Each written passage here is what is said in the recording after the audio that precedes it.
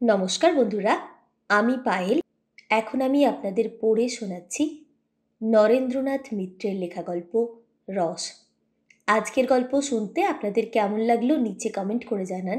আর আপনাদের ভালো লাগার গল্পগুলো শেয়ার করে নিন পরিচিত বন্ধুবান্ধব বা আত্মীয় স্বজনের সঙ্গে। শুরু করছি আজকের গল্প।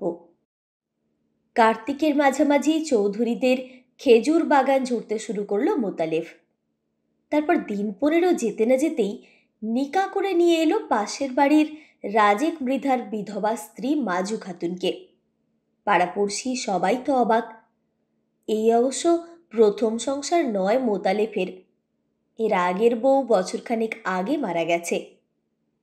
তবু 25-26 বছরের জোয়ান পুরুষ মোতালেফ, আর মাজু খাতুন 30-এ না পৌঁছলেও তার কাছাকাছি গেছে। ছেলেপুলের ঝামেলা অবশ্য মাজু খাতুনের নেই।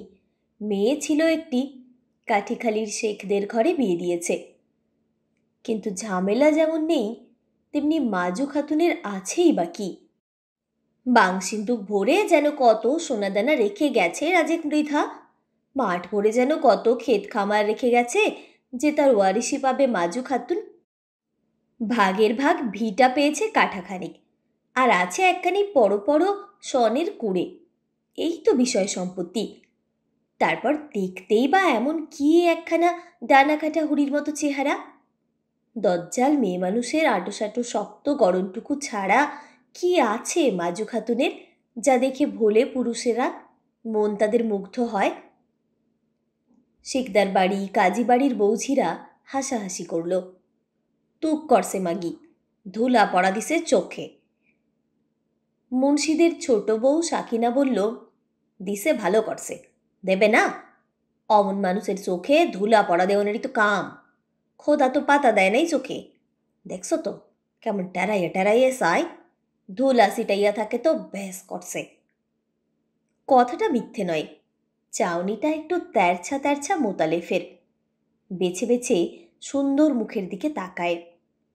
সুন্দর মুখের খোঁজ করে ঘোরে তার চোখ। অল্প বয়সী খুবসুরত চেহারার একটি বউ আনবে ঘরে। এত দিন ধরে সেই চেষ্টাই সে করে এসেছে, কিন্তু দরে পটেনি কারো সঙ্গে। যারই ঘরে একটু ডাগর গোছের সুন্দর মেয়ে আছে, সেই হেঁকে বসেছে 5-20-7 মোতালেফের সবচেয়ে পছন্দ হয়েছিল ফুলবানুকে। চরকান্দার এলেম শেখের মেয়ে ফুলবানু। 18-19 বছর হবে বয়স। রসে টলটল করছে সর্বাঙ্গ, টকবক করছে মন। ইতিমধ্যে অবশ্য 1 হাত ঘুরে এসেছে ফুলবানু। খেতে পড়তে কষ্ট দেয়, মারধর করে, এইসব অজুহাতে তালাক নিয়ে এসেছে কৈডুবির গফুর শিকদারের কাছ থেকে। আসলে বয়স বেশি আর চেহারা সুন্দর নয় বলে গফুরকে পছন্দ হয়নি ফুলবানুর।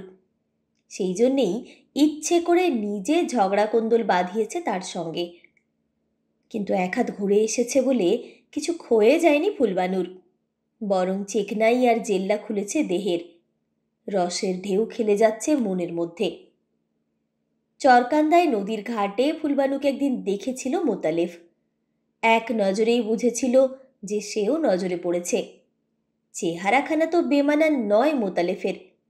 নীল লুঙ্গি পরলে ফর্সা ছিপছিপে চেহারায় চমৎকার খোলতাই হয় তার। তাছাড়া এমন ঢেউ খেলানো টেরিকাটা বাবরি বা এ তল্লাটে কজনের মাথায় আছে? ফুলবানুর সুনজরের কথা বুঝতে বাকি ছিল না মোতালেফের। খুঁজে খুঁজে গিয়েছিল সে এলেম শেখের বাড়িতে, কিন্তু এলেম তাকে আমল দেয়নি। বলেছে গতবার যথেষ্ট শিক্ষা হয়ে গেছে তার, এবার আর না দেখে শুনে যার তার হাতে মেয়ে দেবে না। আসলে টাকা চায় এলেম।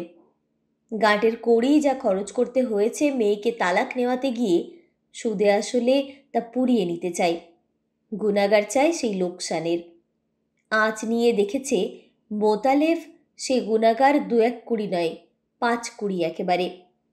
তার কমে কিছুতেই রাজি হবে না এলেম। কিন্তু অত টাকা সে কোত্থেকে দেবে? মুখ ভার করে চলে আসছিল মোতালেফ। আশেওড়া আর চোখ উদানের আগাছার জংলা ভিটার মধ্যে ফের দেখা হলো ফুলবানুর সঙ্গে। কলসি কাঁখে জল নিতে চলেছে ঘাটে। মোতালেফ বুঝল সময় বুঝেই দরকার পড়েছে তার জলের। এদিক ওদিক তাকিয়ে ফিক করে একটু হাসল ফুলবানু। খেয়ে মেয়া, গোসা কইরা ফিরা চললে নাকি? চলবো না, শোনোনি টাকার খাক্কাই তোমার বাজানের। ফুলবানু বলল, হ শুনছি, চাইছে তো দোষ হয়েছে কি?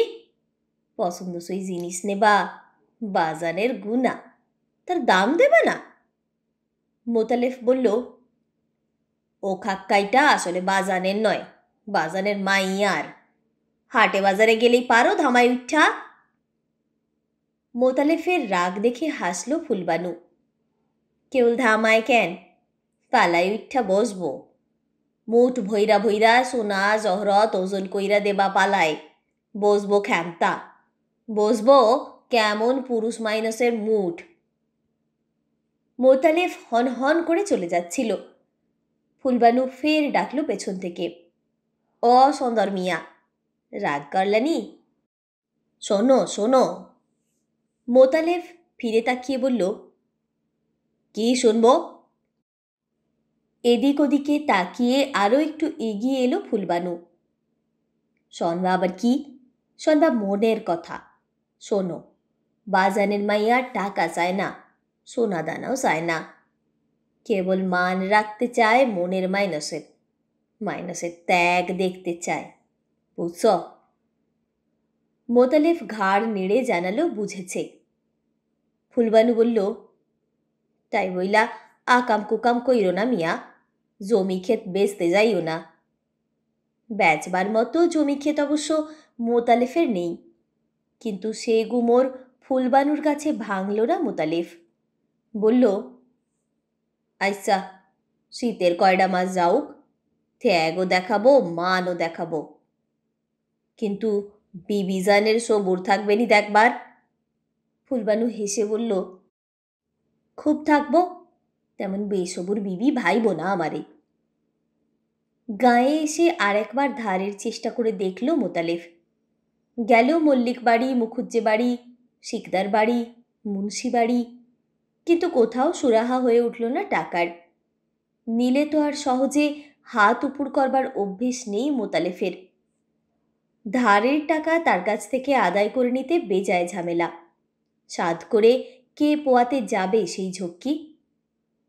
কিন্তু নগদ টাকা ধার না পেলেও শীতের সূচনাতেই পাড়ার ৪-৫ কুড়ি খেজুর গাছের বন্দোবস্ত পেল মোতালেফ। গত বছর থেকেই গাছের সংখ্যা বাড়ছিল। এবার চৌধুরীদের বাগানের ১.৫ কুড়ি গাছ বেশি হলো। গাছ কেটে হাঁড়ি পেতে রস নামিয়ে দিতে হবে। অর্ধেক রস মালিকের, অর্ধেক তার। মেহনত কম নয়। এক একটি করে এতগুলো গাছের শুকনো মরা ডালগুলো বেছে বেছে আগে কেটে ফেলতে হবে। বালিকাচায় ধার তুলে তুলে জুৎসই করে নিতে হবে ছ্যান। তারপর সেই ধারালো ছ্যানে গাছের আগা চেঁচে চেঁচে তার মধ্যে নল পুঁততে হবে সরু কঞ্চি ফেড়ে। সেই নলের মুখে লাগসই করে বাঁধতে হবে মেটে হাঁড়ি। তবে তো রাত ভরে টুপটুপ করে রস পড়বে সেই হাঁড়িতে। অনেক খাটুনি, অনেক খেদমত। শুকনো শক্ত খেজুর গাছ থেকে রস বের করতে হলে আগে ঘাম বের করতে হয় গায়ের। এ তো আর মায়ের দুধ নয়, গাইয়ের দুধ নয় যে বোটায় বানে মুখ দিলেই হলো। অবশ্য কেবল খাটতে জানলেই হয় না, গাছে উঠতে নামতে জানলেই হয় না, গুণ থাকা চাই হাতের। যে ধারালো ছ্যান একটু চামড়ায় লাগলেই ফিনকি দিয়ে রক্ত ছোটে মানুষের গা থেকে, হাতের গুণে সেই ছ্যানের ছোঁয়ায় খেজুর গাছের ভেতর থেকে মিষ্টি রস চুইয়ে পড়ে। এ তো আর ধান কাটা নয়, পাট কাটা নয় যে কাচির পচে গাছের গোড়া শুদ্ধ কেটে নিলেই হলো। এর নাম খেজুর গাছ কাটা। কাটতেও হবে, আবার হাত বুলোতেও হবে। খেয়াল রাখতে হবে গাছ যেন ব্যথা না পায়, যেন কোনো ক্ষতি না হয় গাছের। একটু এদিক ওদিক হলে বছর ঘুরতে না ঘুরতে গাছের দফা রফা হয়ে যাবে। মরা মুখ দেখতে হবে গাছের। সে গাছের গুঁড়িতে ঘাটের পৈঠা হবে, ঘরের পৈঠা হবে, কিন্তু ফোটায় ফোটায় সেই গাছ থেকে হাঁড়ির মধ্যে রস ঝরবে না রাত ভরে। খেজুর গাছ থেকে রস নামাবার বিদ্যা মোতালেফকে নিজের হাতে শিখিয়েছিল রাজেক মৃধা। রস সম্বন্ধে এসব তত্ত্বকথা আর বিধিনিষেধও ছিল তার মুখের। রাজেকের মতো অমন নাম ডাকওয়ালা গাছই ধারে কাছে ছিল না। যে গাছের প্রায় 12 আনা ডালি শুকিয়ে এসেছে, সে গাছ থেকেও রস বেরুতো রাজেকের হাতের ছোঁয়ায়। অন্য কেউ গাছ কাটলে যে গাছ থেকে রস পড়তো আধ হাঁড়ি, রাজেকের হাতে পড়লে সে রস গলা হাঁড়িতে উঠত। তার হাতে খেজুর গাছ ছেড়ে দিয়ে নিশ্চিন্ত থাকতো গৃহস্থরা। গাছের কোনো ক্ষতি হতো না, রসও পড়তো হাঁড়ি ভরে। বছর কয়েক ধরে রাজেকের সাকরেদ হয়েছিল মোতালেফ। পিছনে পিছনে ঘুরত, কাজ করত সঙ্গে সঙ্গে। সাকরেদ 2-4 জন আরও ছিল রাজেকের, শিকদারদের মকবুল, কাজীদের ইসমাইল, কিন্তু মোতালেফের মতো হাত পাকেনি কারো। রাজেকের স্থান আর কেউ নিতে পারেনি তার মতো। কিন্তু কেবল গাছ কাটলেই তো হবে না কুড়িতে কুড়িতে, রসের হাঁড়ি বয়ে আনলেই তো হবে না বাঁশের বাখারির ভাড়ায় ঝুলিয়ে। রস চাল দিয়ে গুড় করবার মতো মানুষ চাই। পুরুষ মানুষ গাছ থেকে কেবল রসই পেড়ে আনতে পারে, কিন্তু উনুন কেটে জ্বালানি করে সকাল থেকে দুপুর পর্যন্ত বসে বসে সেই তরল রস জাল দিয়ে তাকে ঘন পাটালি গুড়ে পরিণত করবার ভার মেয়ে মানুষের ওপর। শুধু কাঁচা রস দিয়ে তো লাভ নেই। রস থেকে গুড় আর গুড় থেকে পয়সায় কাঁচা রস যখন পাকা রূপ নেবে, তখন সিদ্ধি। কেবল তখনই সার্থক হবে সকল খেজমত, মেহনত। কিন্তু বছর 2 ধরে বাড়িতে সেই মানুষ নেই মোতালেফের। ছেলেবেলায় মা মরেছিল, 2 বছর আগে বউ মরে ঘর একেবারে খালি করে দিয়ে গেছে।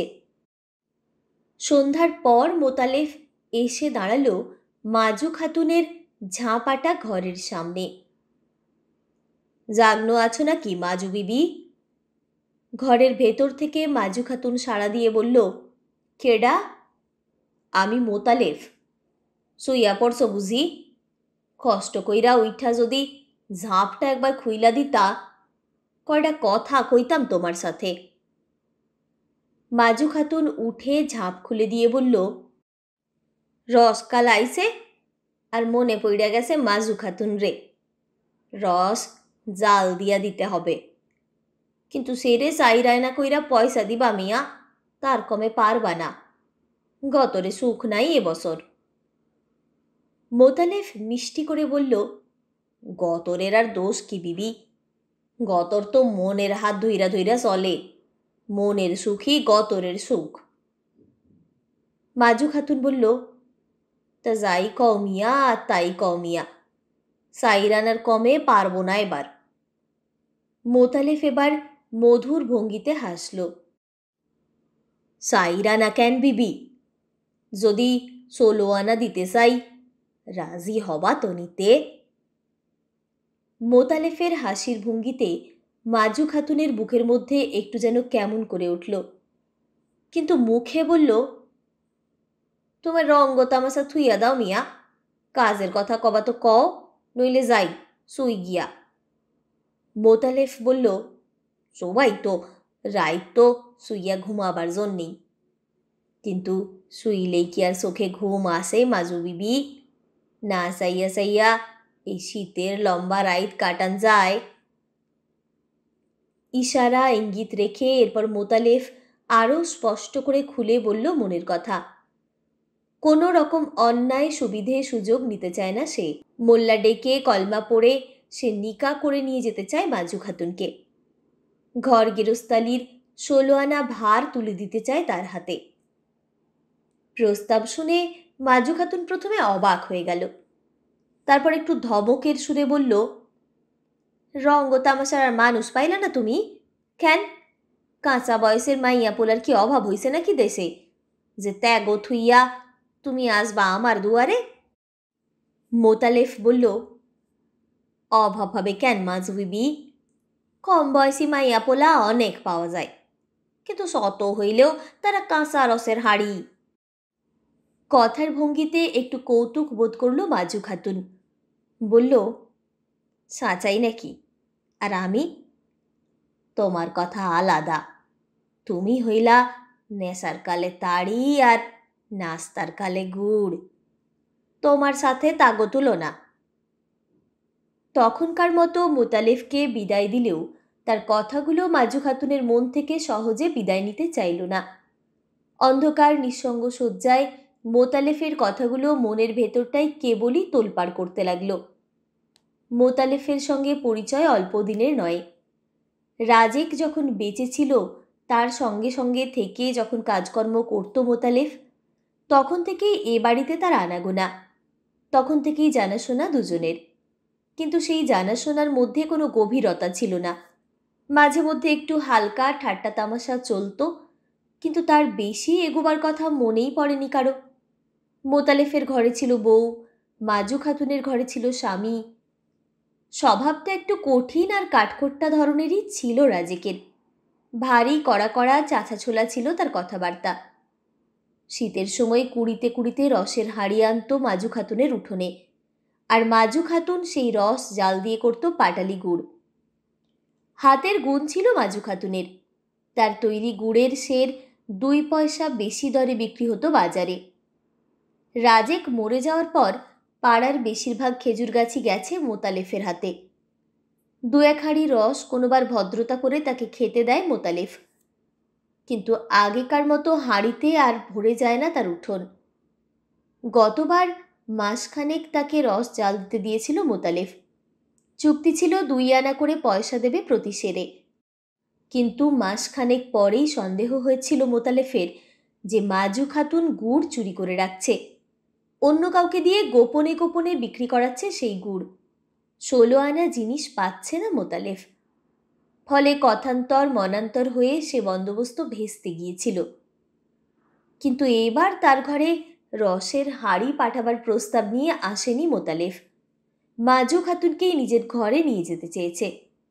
এমন প্রস্তাব পাড়ার আধবুড়োদের দলের আরও করেছে 2-1 জন, কিন্তু মাজু খাতুন কান দেয়নি তাদের কথায়। ছেলে ছোকরাদের মধ্যে যারা একটু বেশি বাড়াবাড়ি রকমের ইয়ার্কি দিতে এসেছে, তাদের কান কেটে নেওয়ার ভয় দেখিয়েছে মাজু খাতুন। কিন্তু মোতালেফের প্রস্তাব সম্পূর্ণ ভিন্ন ধরনের। তাকে যেন তেমনভাবে তাড়ানো যায় না। তাকে তাড়ালেও তার কথাগুলো ফিরে ফিরে আসতে থাকে মনের মধ্যে। পাড়ায় এমন চমৎকার কথা বলতে পারে না আর কেউ। অমন খুবসুরত মুখ কারো নেই, অমন মানানসই কথাও নেই কারো মুখে। মোতালেফকে আরও আসতে হলো 2-1 সন্ধ্যা। তারপর নীল রঙের জোনাকি শাড়ি পরে রং বেরঙের কাঁচের চুড়ি হাতে দিয়ে মোতালেফের পেছনে পেছনে তার ঘরের মধ্যে এসে ঢুকল মাজু খাতুন। ঘরদোরের কোনো শ্রী ছাদ নেই, ভারী অপরিষ্কার আর অগোছালো হয়ে রয়েছে সব। কোমরে আঁচল জড়িয়ে মাজু খাতুন লেগে গেল ঘরকন্নার কাজে। ঝাঁট দিয়ে জঞ্জাল দূর করল উঠোনের, লেপে পুছে ঝকঝকে তকতকে করে তুলল ঘরের মেঝে। কিন্তু ঘর আর ঘরণীর দিকে তাকাবার সময় নেই মোতালেফের। সে আছে গাছে গাছে। পাড়ায় আরও অনেকের, বসেদের, বাড়ুজ্যেদের গাছের বন্দোবস্ত নিয়েছে মোতালেফ। গাছ কাটছে, হাঁড়ি পাচ্ছে, হাঁড়ি নামাচ্ছে, ভাগ করে দিচ্ছে রস। পাকাটির একখানা চালা তুলে দিয়েছে মাজু খাতুনকে মোতালেফ উঠানের পশ্চিম দিকে। সারে সারে উনান কেটে তার উপর বড় বড় মাটির জ্বালা বসিয়ে সেই চালা ঘরের মধ্যে বসে সকাল থেকে দুপুর পর্যন্ত রস জাল দেয় মাজু খাতুন। জ্বালানির জন্য মাঠ থেকে খড়ের নাড়া নিয়ে আসে মোতালেফ, জোগাড় করে আনে খেজুরের শুকনো ডাল। কিন্তু তাতে কি কুলোয়? মাজু খাতুন এর ওর বাগান থেকে, জঙ্গল থেকে শুকনো পাতা ঝাঁট দিয়ে আনে বাঁকা ভরে ভরে, পলো ভরে ভরে। বিকেলে বসে বসে দা দিয়ে টুকরো টুকরো করে শুকনো কাঠ কাটে জ্বালানির জন্য। বিরাম নেই, বিশ্রাম নেই, খাটুনি গায়ে লাগে না। অনেক দিন পর মনের মতো কাজ পেয়েছে মাজু খাতুন, মনের মতো মানুষ পেয়েছে ঘরে। ধামা ভরে ভরে হাটে বাজারে গুড় নিয়ে যায় মোতালেফ, বিক্রি করে আসে চড়া দামে। বাজারের মধ্যে সেরা গুড় তার। পড়ন্ত বেলায় ফের যায় গাছে গাছে হাঁড়ি পাততে। তল্লা বাঁশের এক একটি করে চোঙা ঝুলতে থাকে গাছে গাছে। সকালে রসের হাঁড়ি নামিয়ে ঝরার চোঙা বেঁধে দিয়ে যায় মোতালেব। সারা দিনের ময়লা রস চোঙাগুলোর মধ্যে জমা থাকে। চোঙা বদলে গাছ চেঁচে হাঁড়ি পাতে বিকেলে এসে। চোঙার ময়লা রস ফেলা যায় না, জাল দিয়ে ছিটে গুড় হয় তাতে তামাক মাখবার। বাজারে তাও বিক্রি হয় 5 আনা 6 আনা সের। দুবেলা দুবার করে এতগুলো গাছে উঠতে নামতে ঘন ঘন নিঃশ্বাস পড়ে মোতালেফের। পৌষের শীতেও সর্বাঙ্গ দিয়ে ঘাম ঝরে চুইয়ে চুইয়ে। সকালবেলায় রোমস বুকের মধ্যে ঘামের ফোঁটা চিকচিক করে, পায়ের নিচে দুর্বার মধ্যে চিকচিক করে রাত্রির জমা শিশির। মোতালেফের দিকে তাকিয়ে পাড়াপড়শিরা অবাক হয়ে যায়। চিরকালই অবশ্য খাটিয়ে মানুষ মোতালেফ, কিন্তু বেশি উৎসাহ নিয়ে কাজ করতে, দিন রাত এমন কলের মতো পরিশ্রম করতে এর আগে তাকে দেখা যায়নি কোনোদিন। ব্যাপারটা কি? গাছ কাটা অবশ্য মনের মতো কাজই মোতালেফের, কিন্তু পছন্দসই মনের মানুষ কি সত্যি এলো ঘরে? সেরা গাছের সবচেয়ে মিষ্টি 2 হাঁড়ি রস আর সের 3 পাটালি গুড় নিয়ে মোতালেফ গিয়ে একদিন উপস্থিত হলো চরকান্দায় এলেম শেখের বাড়িতে। সেলাম জানিয়ে এলেমের পায়ের সামনে নামিয়ে রাখলো রসের হাঁড়ি, গুড়ের সাজি। তারপর কোঁচার খুঁটের বাঁধন খুলে বের করলো 5 খানা 10 টাকার নোট। বলল, অর্ধেক আগাম দিলাম মিয়া সাব। এলেম বলল, আগাম কিসের? মোতালেফ বলল, আপনার মাইয়ার। তাজা কড়কড়ে নোট বেছে নিয়ে এসেছে মোতালেব। কোনায় কিনারে চুল পরিমাণ ছিঁড়ে যায়নি কোথাও, কোনো জায়গায় ছাপ লাগেনি ময়লা হাতের। নগদ 50 টাকা। নোটগুলোর ওপর হাত বুলোতে বুলোতে এলেম বলল, কিন্তু এখন আর টাকা আগাম নিয়ে আমি কি করব মিয়া? তুমি তো শুনলাম নেকা কইরা নিছো রাজেক মেধার কবিলারে। সতীনের ঘরে যাবে কেন আমার মাইয়া? মাইয়া কি ঝগড়া আর চিল্লাচিল্লিল করবে? মারামারি কাইটাকাইটি কইরা মরবে দিন রাইত? মোতালেফ মুচকি হাসল, বলল, তার জন্যা ভাবেন কেন মিয়া সাব? গাছে রস যদ্দিন আছে, গায়ে শীত যদ্দিন আছে, মাজু খাতো না তদ্দিন আছে আমার ঘরে। দক্ষিণা বাতাস খেললেই সব সাফ হইয়া যাবে উইড়া। এলেম শেখ জল চৌকি এগিয়ে দিল মোতালেফকে বসতে। হাতের হুকোটা এগিয়ে ধরল মোতালেফের দিকে, তারিফ করে বলল, মগজের মধ্যে তোমার সাঁচাই জিনিস আছে মিয়া। সুখ আছে তোমার সাথে কথা কইয়া কাম কইরা। ফুলবানুকেও একবার চোখের দেখা দেখে যেতে অনুমতি পেল মোতালেফ। আড়াল থেকে দেখতে শুনতে ফুলবানুর কিছু বাকি ছিল না। তবু মোতালেফকে দেখে ঠোঁট ফোলালো ফুলবানু। বেসবুর কেডা হইল মিয়া? এদিকে আমি রইলাম পথ চাইয়া, তুমি ঘরে নিয়া ঢুকাইলা আর একজনারে। মোতালেফ জবাব দিল, না ঢুকায়া করি কি? মানের দায়ে জানের দায়ে বাধ্য হয়ে তাকে এই ফন্দি খুঁজতে হয়েছে। ঘরে কেউ না থাকলে পানি চুনি দেয় কে? প্রাণ বাঁচে কি করে? ঘরে কেউ না থাকলে রস জাল দিয়ে গুড় তৈরি করে কে? আর সেই গুড় বিক্রি করে টাকা না আনলেই বা মান বাঁচে কি করে?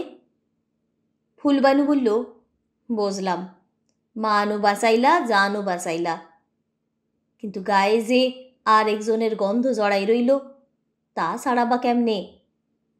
মনে এলেও মুখ ফুটে এ কথাটা বলল না মোতালেফ, যে মানুষ চলে গেলে তার গন্ধ সত্যি আরেকজনের গায়ে জড়িয়ে থাকে না।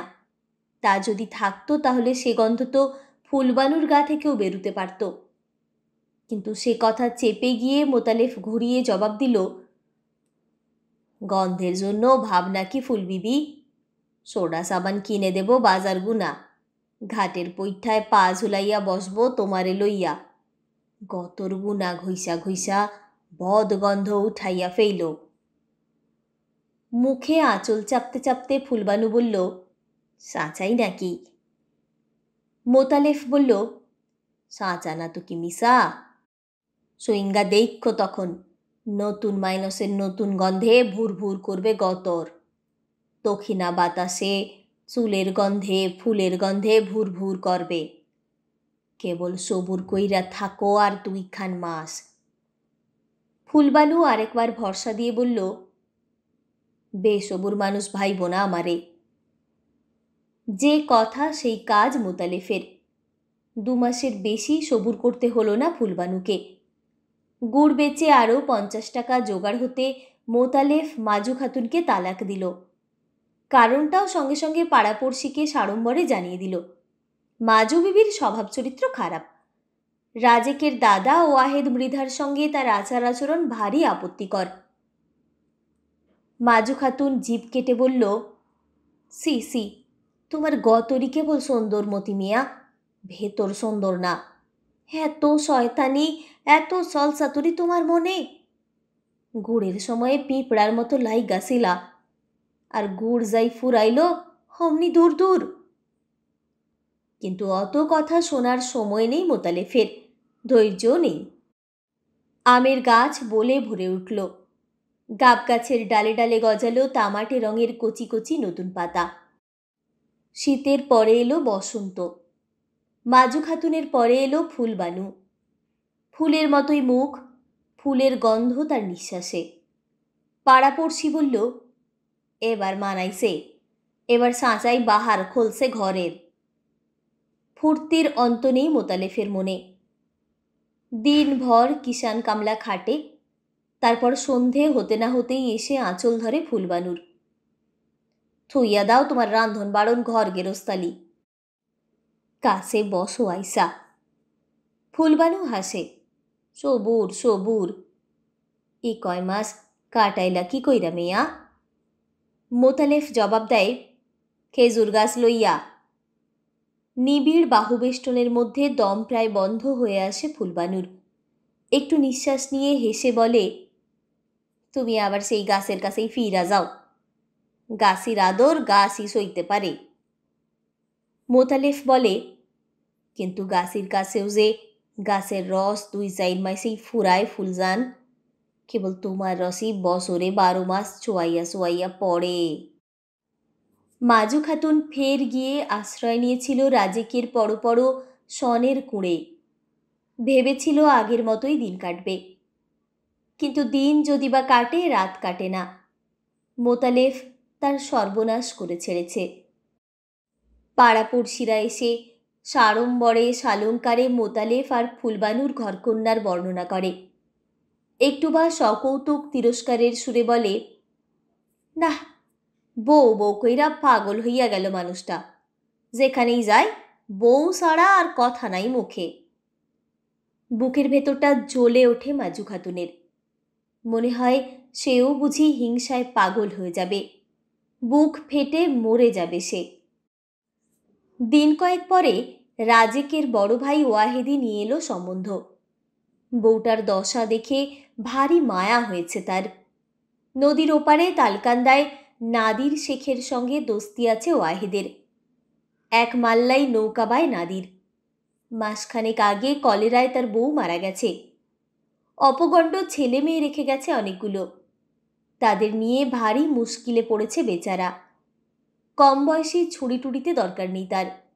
সে হয়তো পটের বিবি সেজে থাকবে, ছেলে মেয়ের যত্ন আত্তি করবে না। তাই মাজু খাতুনের মতো একটু ভারিক্কি ধীর বুদ্ধি গৃহস্থ ঘরের বউই তার পছন্দ। তার উপর নির্ভর করতে পারবে সে। মাজু খাতুন জিজ্ঞেস করল, বয়স কত হবে তার? ওয়াহেদ জবাব দিল, তা আমাগো বয়সই হবে, 50, 51। মাজু খাতুন খুশি হয়ে ঘাড় নেড়ে জানালো, হ্যাঁ, ওই রকমই তার চাই। কম বয়সে তার আস্থা নেই, বিশ্বাস নেই যৌবনকে। তারপর মাজু খাতুন জিজ্ঞেস করল, গাছি না তো সে? খাজুর গাছ কাটতে যায় না তো শীতকালে? ওয়াহেদ বিস্মিত হয়ে বলল, গাছ কাটতে যাবে কেন? ওসব কাম কোনো কালে জানে না সে। বর্ষাকালে নৌকা বায়, শীতকালে কিষান কামলা খাটে, ঘরামির কাজ করে।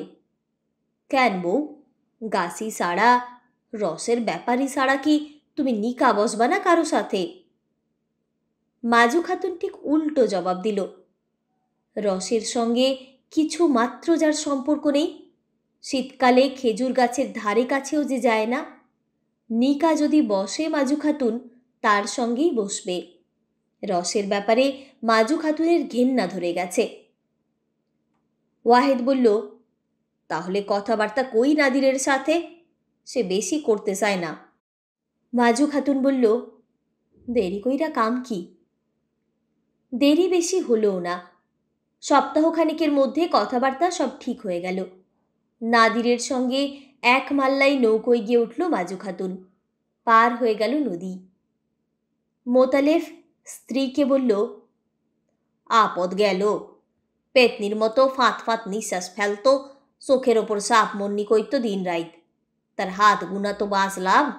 কি কও ফুলজান? ফুলবানু হেসে বলল, পেতনিরে খুব ডরাও বুঝি মিয়া? মোতালেফ বলল, না, এখন আর ডরাই না।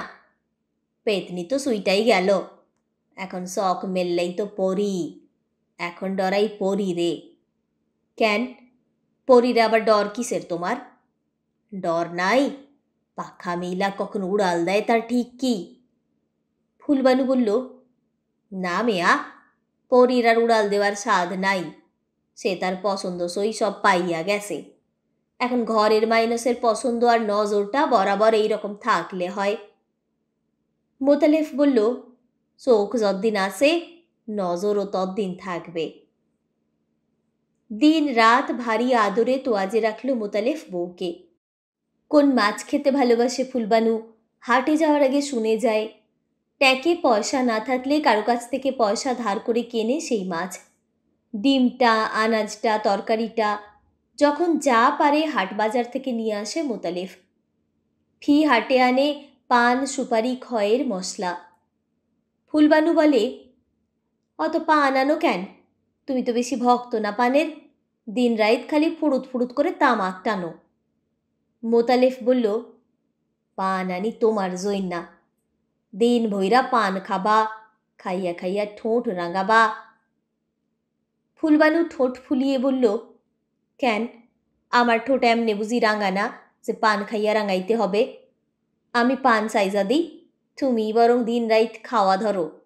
তামাক খাইয়া খাইয়া কালা হইয়া গেছে ঠোঁট, পানের রসে রাঙাইয়া নেও। মোতালেফ হেসে বলল, পুরুষ মাইনসের ঠোঁট তো ফুলজান কেবল পানের রসে রাঙা হয় না, আরেকজনের পান খাওয়া ঠোঁটের রস লাগে। নিজের ভুঁইক্ষেত নেই মোতালেফের। মল্লিকদের, মুখুজ্জেদের কিছু কিছু জমি বর্গাচষে, কিন্তু ভালো কিষাণ বলে তেমন খ্যাতি নেই। জমির পরিমাণ, ফসলের পরিমাণ অন্য সকলের মতো নয়। শিকদারদের, মুন্সিদের জমিতে কিষাণ খাটে। পাট নিড়ায়, পাট কাটে, পাট জাগ দেয়, ধোয়, মেলে। ভারী খেজমত খাটুনি লাগে। ফর্সা রং রোদে পুড়ে কালো হয়ে যায় মোতালেফের। বর্গা জমির পাট খুব বেশি ওঠে না উঠানে। শিকদাররা, মুন্সিরা নগদ টাকা দেয়। কেবল মল্লিক আর মুখুজ্জেদের বিঘে চারেক ভুঁইয়ের ভাগের ভাগ অর্ধেক জাগ খেটে দেওয়া পাট নৌকো ভরে খালের ঘাটে এসে নামায় মোতালেফ। পাট ছাড়াতে ভারী উৎসাহ ফুলবানুর, কিন্তু মোতালেফ সহজে তাকে পাটে হাত দিতে দেয় না। বলে, কষ্ট হবে, পচা গন্ধ হবে গায়ে। ফুলবানু বলে, হইল তো বইয়া গেল। রৌদে পুইড়া তুমি কালা কালা হইয়া গেলা, আর আমি পাট নিতে পারবা না? কষ্ট হবে। কেমন তোর কথাই যে কও তুমি মিয়া। নিজেদের পাট তো বেশি নয়, পাকাটিও পাওয়া যায় না। ফুলবানুর ইচ্ছা অন্য বাড়ির জাগ দেওয়া পাটও সে ছাড়িয়ে দেয়। সেই ছাড়ানো পাটের পাটখড়িগুলো পাওয়া যাবে তাহলে। কিন্তু মোতালেফ রাজি নয় তাতে। অত কষ্ট বউকে সে করতে দেবে না। আশ্বিনের শেষের দিকে আউশ ধান পাকে। অন্যের নৌকোয় পরের জমিতে কিষাণ খাটতে যায় মোতালেফ। কোমর পর্যন্ত জলে নেমে ধান কাটে, আটিতে আটিতে ধান তুলতে থাকে নৌকোয়। কিন্তু মমিন, করিম, হামিদ, আজিজ এদের সঙ্গে সমানে সমানে কাঁচি চলে না তার। হাত বড় ধীরে চলে মোতালেফের। জলে ভারী কাতর মোতালেফ। এক একদিন পিঠে বগলে জোঁক লেগে থাকে। ফুলবানু তুলে ফেলতে ফেলতে বলে, জোঁকটাও সারাইতে পারো না মিয়া, হাত তো ছিল সঙ্গে।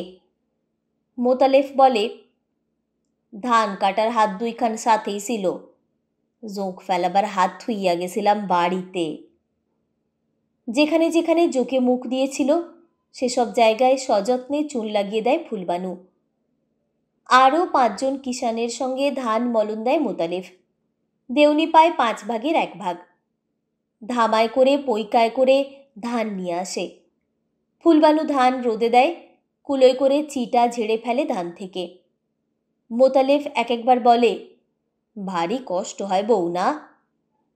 ফুলবানু বলে, হ, কষ্ট একেবারে মইরা গেলাম না। কার নাগাল কথা কও তুমি মিয়া? গেরস্ত ঘরের মাইয়া না আমি, না সাঁচাই আসমান গুনা নাই মাইসি। বসন্ত যায়, বর্ষা যায়, কাটে আশ্বিন কার্তিক, ঘুরে ঘুরে ফের আসে শীত। রসের দিন মোতালেফের বতরের দিন, কিন্তু শীতটা এবার যেন একটু বেশি দেরিতে এসেছে। তা হোক, আরও বেশি গাছের বন্দোবস্ত নিয়ে পুষিয়ে ফেলবে মোতালেফ। খেজুর গাছের সংখ্যা প্রতি বছরই বাড়ে। এ কাজে নামডাক আছে মোতালেফের। এ কাজে গাঁয়ের মধ্যে সেই সেরা। এবারেও বাড়ুজ্যেদের 20 গাছ বেড়ে গেল। গাছ কাটাবার ধুম লেগে গেছে। একটুও বিরাম নেই, বিশ্রাম নেই মোতালেফের। সময় নেই তেমন ফুলবানুর সঙ্গে ফষ্টি নষ্টি রঙ্গরসিকতার। ধার দেনা শোধ দিতে হবে, সারা বছরের রসদ জোগাড় করতে হবে, রস বেচে গুড় বেচে। দৈত্যের মতো দিনভর খাটে মোতালেফ, আর বিছানায় গা দিতে না দিতেই ঘুম ভেঙে আসে চোখে। 2 হাতে ঠেলে 2 হাত জড়িয়ে ধরে ফুলবানু, কিন্তু মানুষকে নয়, যেন আস্ত একটা গাছকে জড়িয়ে ধরেছে। অসাড়ে ঘুমোয় মোতালেফ, শব্দ বেরোয় নাক থেকে, আর কোনো অঙ্গ সাড়া দেয় না। মোটা কাঁথার মধ্যেও শীতে কাঁপে ফুলবানু। মানুষের গায়ের গরম না পেলে এত শীত কি কাঁথায় মানে? কেবল রস আনলেই হয় না, রস জাল দেওয়ার জ্বালানি চাই। এখান থেকে ওখান থেকে শুকনো ডালপালা খড় বয়ে আনে মোতালেফ। ফুলবানুকে বলে, রস জাল দেও, যেমন মিঠা হাত তেমন মিঠা গুড় বানানো চাই, সেরা আর সরেস জিনিসও আসাই বাজারের। কিন্তু হাঁড়িতে হাঁড়িতে রসের পরিমাণ দেখে মুখ শুকিয়ে যায় ফুলবানুর, বুক কাঁপে। 2-1 হাঁড়ি রস জাল দিয়েছে সে বাপের বাড়িতে, কিন্তু এত রস একসঙ্গে সে কোনো দিন দেখেনি, কোনো কালে জাল দেয়নি। মোতালেফ তার ভঙ্গি দেখে হেসে বলে, ভয় কি, আমি তো আসি কাছে কাছে, আমারে পুষ কইর, আমি কইয়া কইয়া দেব। মনের মধ্যে যেমন টকবক করে রস, জালার মধ্যেও তেমন করা চাই। কিন্তু উনুনের কাছে সকাল থেকে দুপুর পর্যন্ত বসে বসে মনের রস শুকিয়ে আসে ফুলবানুর। নিভু নিভু করে উনানের আগুন, তেমন করে টকবক করে না জালার রস। সারা দুপুর উনানের ধারে বসে বসে চোখ মুখ শুকিয়ে আসে ফুলবানুর। রূপ ঝলসে যায়, তবু গুড় হয় না পছন্দ মতো। কেমন যেন নরম নরম থাকে পাটালি, কোনোদিনও বা পুড়ে তেতো হয়ে যায়। মোতালেফ রুক্ষ স্বরে বলে, কেমন তর মাইয়া মানুষ তুমি? এত কইরা কইয়া দেই, বুঝাইলে বোঝো না? এই গুড় হইছে, এই নি খইদ্দারে কিনবে পয়সা দিয়া? ফুলবানু একটু হাসতে চেষ্টা করে বলে, কেনবে না কেন, বেচতে জানলেই কেনবে। মোতালেব খুশি হয় না হাসিতে, বলে, তাইলে তুমি যাইয়া ধামা লইয়া বইসো বাজারে, তুমি আইসো বেইচ্চা। খুবসুরত মুখের দিকে চাইয়া যদি কেনে, গুড়ের দিকে চাইয়া কেনবে না। বোকা তো নয় ফুলবানু, অকেজো তো নয় একেবারে। বলতে বলতে শেখাতে শেখাতে 2-4 দিনের মধ্যেই কোনো রকমে চলনসই গুড় তৈরি করতে শিখল ফুলবানু। বাজারে গুড় একেবারে অচল রইল না, কিন্তু দর ওঠে না গতবারের মতো। খদ্দেররা তেমন খুশি হয় না দেখে। পুরনো খদ্দেররা একবার গুড়ের দিকে চায়, আর একবার মুখের দিকে চায় মোতালেফের। এ তোমার কেমন তর গুড় হইল মেয়া? গত হাটে নিয়া দেখলাম, গেল বছরের মতো সোয়াদ পাইলাম না। গেলবারও তো গুড় খাইছি তোমার, জিহায় যেন জড়াইয়া রইছে, আস্বাদ ঠোঁটে লাইগা রইছে। এবার তো তেমন হইল না। তোমার গুড়ের থিকা এবার ছদন শেখ মদন শিকদারের গুড়ের সোয়াদ বেশি। বুকের ভেতর পুড়ে যায় মোতালেফের, রাগে সর্বাঙ্গ জ্বলতে থাকে। গতবারের মতো এবার স্বাদ হচ্ছে না মোতালেফের গুড়ে। কেন? সে তো কম খাটছে না, কম পরিশ্রম করছে না গতবারের চেয়ে। তবু কেন স্বাদ হচ্ছে না মোতালেফের গুড়ে? তবু কেন দর উঠছে না? লোকে দেখে খুশি হচ্ছে না, খেয়ে খুশি হচ্ছে না, গুড়ের সুখ্যাতি করছে না তার? অত নিন্দামন্দ শুনতে হচ্ছে কেন? কিসের জন্য? রাত্রে বিছানায় শুয়ে শুয়ে রস জাল দেওয়ার কৌশলটা আরও বার কয়েক মোতালেফ বলল ফুলবানুকে। হাতায় কইরা কইরা ফোঁটা দেখো নামাইবার সময় হইল কিনা, ডালবার সময় হইল কিনা রস। ফুলবানু বিরক্ত বিরস মুখে বলল, হ হ চিনছি, আর বক বক কইরো না, ঘুমাইতে দাও মাইনুসেরে। হঠাৎ মোতালেফের মনে পড়ে গেল মাজু খাতুনের কথা। রাত্রে শুয়ে শুয়ে রস আর গুড়ের কত আলোচনা করেছে তার সঙ্গে মোতালেফ। মাজু খাতুন এমন করে মুখ ঝামটা দেয়নি, অস্বস্তি জানায়নি ঘুমের ব্যাঘাতের জন্য। সাগ্রহে শুনেছে, সানন্দে কথা বলেছে। পরদিন বেলা প্রায় দুপুর নাগাদ কোত্থেকে এক বোঝা জ্বালানি মাথায় করে নিয়ে এলো মোতালেফ। এনে রাখল সেই প্যাকাটির চালার দোরের কাছে। কি রকম গুড় হইতেছে আইজ ফুলজান? কিন্তু চালার ভেতর থেকে কোনো জবাব এলো না ফুলবানুর। আরও একবার ডেকে সাড়া না পেয়ে বিস্মিত হয়ে চালার ভেতর মুখ বাড়ালো মোতালেফ, কিন্তু ফুলবানুকে সেখানে দেখা গেল না। কিরকম গন্ধ আসছে যেন ভেতর থেকে। জ্বালার মধ্যে ধরে গেল নাকি গুড়? সারে সারে গোটা পাঁচেক জ্বালায় রস জাল হচ্ছে, টকবক করছে জ্বালার মধ্যে। মুখ বাড়িয়ে দেখতে এগিয়ে গেল মোতালেফ। যা ভেবেছে ঠিক তাই। সবচেয়ে দক্ষিণ কোণের জ্বালাটার রস বেশি জাল পেয়ে কী করে যেন ধরে গেছে একটু। পোড়া পোড়া গন্ধ বেরোচ্ছে ভেতর থেকে। বুকের মধ্যে জ্বালা পোড়া করে উঠল মোতালেফের। গলা চিরে চিৎকার বেরুল, কই কোথায় গেলি হারামজাদি? ব্যস্ত হয়ে ঘরের ভেতর থেকে বেরিয়ে এলো ফুলবানু। বেলা বেশি হয়ে যাওয়ায় 2 দিন ধরে স্নান করতে পারেনি।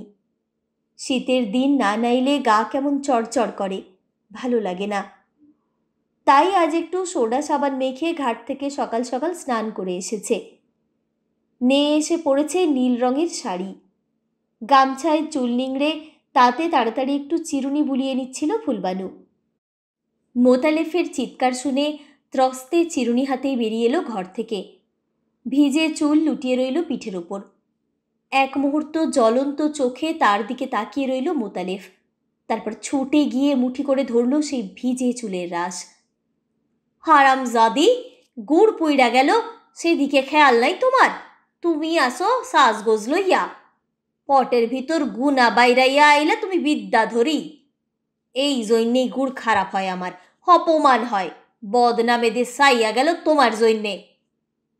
ফুলবানু বলতে লাগলো, খবরদার, চুল ধইর না তাই বইলা, গায়ে হাত দিও না। হাতে মারলে মনে যায় বুঝি তোমার? পায়ের কাছ থেকে একটা ছিটা কঞ্চি তুলে নিয়ে তাই দিয়ে হাতে বুকে পিঠে মোতালেফ সপাসপ চালাতে লাগলো ফুলবানুর সর্বাঙ্গে।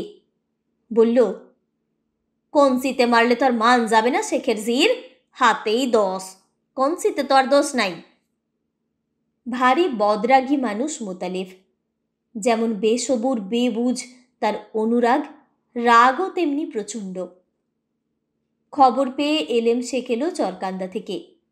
জামাইকে শাসালো, বকলো, ধমকালো, মেয়েকেও নিন্দামন্দ কম করল না। ফুলবানু বলল, আমারে লইয়া যাও বাজান তোমার সাথে, এমন গোয়ার মাইনসের ঘর করব না আমি। কিন্তু বুঝিয়ে সুঝিয়ে এলেম রেখে গেল মেয়েকে। একটু আশকারা দিলেই ফুলবানু পেয়ে বসবে, আবার তালাক নিতে চাইবে। কিন্তু গৃহস্থ ঘরে অমন বারবার অদল বদল আর ঘর বদলানো কি চলে? তাতে কি মান সম্মান থাকে সমাজের কাছে? একটু সবুর করলেই আবার মন নরম হয়ে আসবে মোতালেফের। 2 দণ্ড পরেই আবার মিলমিশ হয়ে যাবে। স্বামী স্ত্রীর ঝগড়াঝাটি দিনে হয়, রাত্রে মেটে। তা নিয়ে আবার একটা ভাবনা। মিটে গেল। খানিক বাদেই আবার যেচে আপোষ করল মোতালেব। সেধে ভেজে মান ভাঙালো ফুলবানুর। পরদিন ফের আবার উনানের পিঠে রস জাল দিতে বসল ফুলবানু। দুপুরের পর ধামায় বয়ে গুড় নিয়ে চলল মোতালেব হাটে।